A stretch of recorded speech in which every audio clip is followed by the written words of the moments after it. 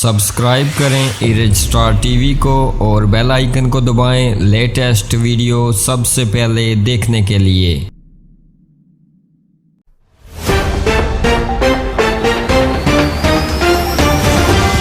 بسم اللہ الرحمن الرحیم۔ السلام علیکم ناظرین، آزاد کشمیر میں تحریک انصاف کی انتخابی ریلی پر حملہ۔ میڈیا رپورٹ کے مطابق تحریک انصاف کی انتخابی مہم پر مخالف جماعت کی جانب سے حملہ کیا گیا۔ پیپلز پارٹی کو خیر باد کہہ کر تحریک انصاف میں شامل ہونے والے عارف مغل کی جانب سے ایک ریلی کا انعقاد کیا گیا تھا، جس میں ان کے صاحبزادے اور دیگر کارکن شریک تھے۔ اس دوران مخالف سیاسی جماعت کے کارکنوں نے ریلی پر گولیاں چلا دی، جس کے نتیجے میں عارف مغل، ان کے صاحبزادے سمیت 3 افراد زخمی ہو گئے، جنہیں زخمی حالت میں اسپتال منتقل کر دیا گیا۔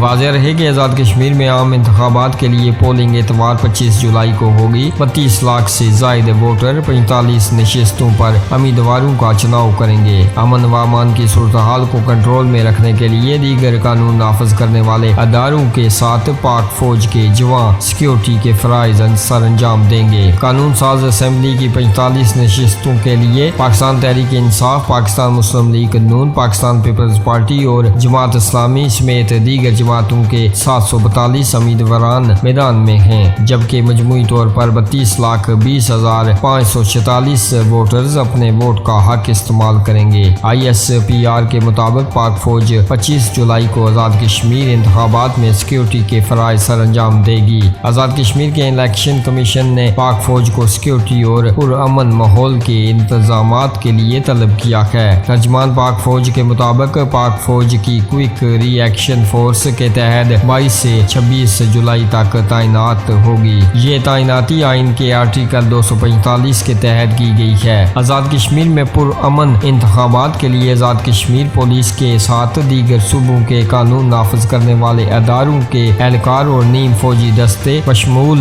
رینجرز اور FCC اہلکار بھی فرائض سر انجام دیں گے۔ ذرائع کے مطابق پاک آرمی کا پولنگ اسٹیشنوں، پولنگ کے عمل یا انتخابی سامان کی ترسیل سے کوئی تعلق نہیں ہوگا۔